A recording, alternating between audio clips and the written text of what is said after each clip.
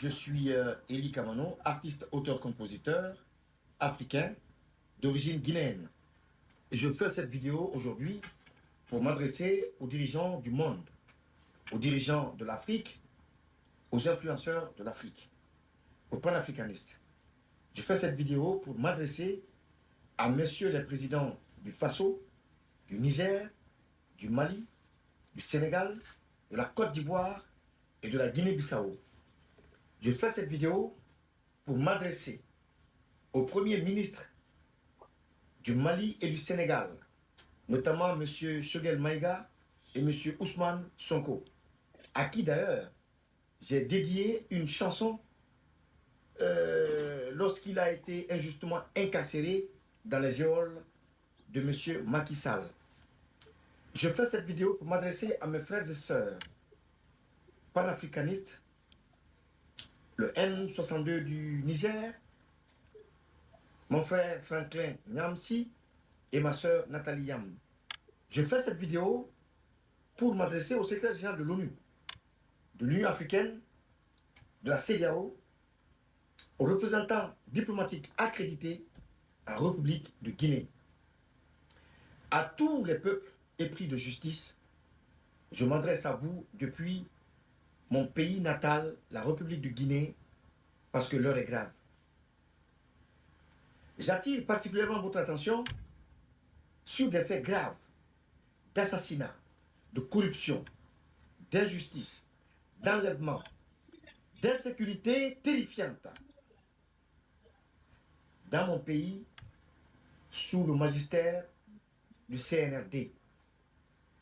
À l'avènement du 5 septembre, je vais vous faire un petit tableau, chers dirigeants. Nous avons tous dansé, tout le peuple de Guinée a dansé. Nous avons chanté l'hymne de la liberté. C'était dans une ambiance euphorique, oui. Mais c'était aussi avec plein d'espoir. Parce que la parole d'un dirigeant qui met brusquement fin à ce qui ressemblait à une monarchie est sacrée pour le peuple. Le CNRD a réussi à draguer le peuple par ses discours populistes, de lutter contre tous les maux dont souffraient les Guinéens. Nous ferons l'amour à la Guinée, car ce pays ne mérite plus qu'on le viole. La justice sera la boussole qui nous guidera, car nul ne mérite d'être injustement assassiné, enlevé ou torturé. Telles étaient les paroles d'évangile qui ont poussé le peuple de Guinée à accorder tout son crédit à cette transition. N'est-ce pas moi-même, tambour battant, défendu bec et ongle les acquis du CNRD sur des chaînes internationales comme TV5 et autres? Ne l'ai-je pas soutenu contre la CEDEAO en produisant une chanson intitulée La route est barrée, qui a fait le tour de l'Afrique? Et je puis vous rassurer que j'ai déjà dit au président Mamadi Doumbouya que les meilleurs baromètres de la société ne siègent pas au palais Mohamed V. Car ceux qui prennent la vraie température du peuple siègent au sein du peuple. C'est parce que ceux qui sont là-bas ne lui donnent la mauvaise température que ce qui est arrivé, que ce mauvais sort a été réservé au général Sadiba. C'est parce qu'on lui donne la mauvaise température que Kassouri et autres croupissent en prison sans raison. C'est parce qu'on lui donne la mauvaise température que le président Moussa Dadis Camara, qui a d'ailleurs accepté de rentrer librement dans son pays pour faire face à la justice de celui-ci. Mais voilà qu'il est traité comme un vulgaire citoyen qui n'a jamais gouverné ce pays. J'étais dans une cellule de 5 mètres carrés avec 2 autres détenus,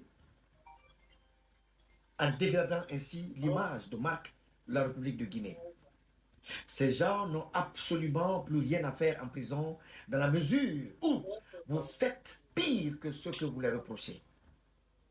C'est donc avec beaucoup de regrets et de tristesse, que je vous informe, chers dirigeants et influenceurs d'Afrique, que mon pays est en train de vivre une de ces périodes les plus sombres de son histoire, dans un monde aussi moderne et civilisé.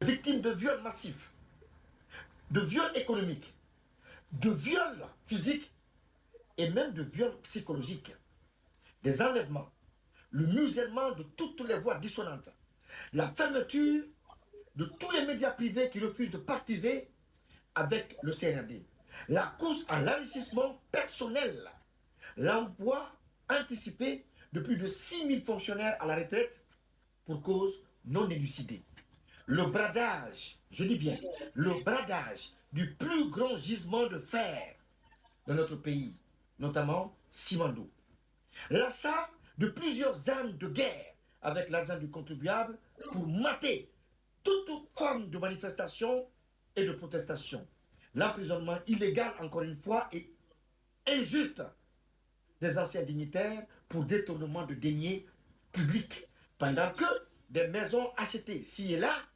au nom des membres du CNRD à coût de milliards avec l'argent du contribuable poussent un peu partout au su et au vu du peuple de Guinée. Le refus catégorique de se prononcer sur la fin de la transition, comme le président Mamadi Doumbouya l'avait clairement dit lors de son interview avec M. Alain Foka, que j'interpelle aussi d'ailleurs sur la situation qui prévaut en République de Guinée. Il avait dit clairement qu'ils ne feront pas une seconde à la tête du pays après la date limite de la transition et que ni lui, ni aucun membre du CNRD ne sera candidat aux prochaines élections. Mais d'après les informations que je possède, le président du CNT, M. Dansa Kourouma, serait en train de manœuvrer afin de glisser subtilement et dangereusement un article qui pourrait permettre au président Mamadi Doumbouya d'être candidat aux futures élections présidentielles. Chers leaders et décideurs de l'Afrique et du monde, n'isolez pas la Guinée. N'isolez pas la Guinée. Penchez-vous sérieusement sur le cas de la Guinée pour lui éviter un bain de sang. Car, devant la volonté manifeste et le discours ostentatoire du CNRD à vouloir s'accrocher au pouvoir, au-delà de la date limite de la transition, on pourrait assister, je dis bien, on pourrait assister à pire que le 28 septembre 2009. L'heure est grave. C'est pourquoi je demanderai au président de l'UFDG, M. Selou Dalek Diallo, à celui de l'UFR, M. Sidia Touré, à rejoindre leur pays natal pour qu'ensemble, nous puissions sauver ce qui reste de notre patrimoine. Au peuple de Guinée, je demande une union sacrée face à cette dictature naissante qui va au détriment de nos aspirations profondes et fondamentales. Je demanderai à la jeunesse de vaincre la mort en vainquant la peur, car c'est seulement en vainquant la mort et la peur qu'on pourra vaincre nos ennemis.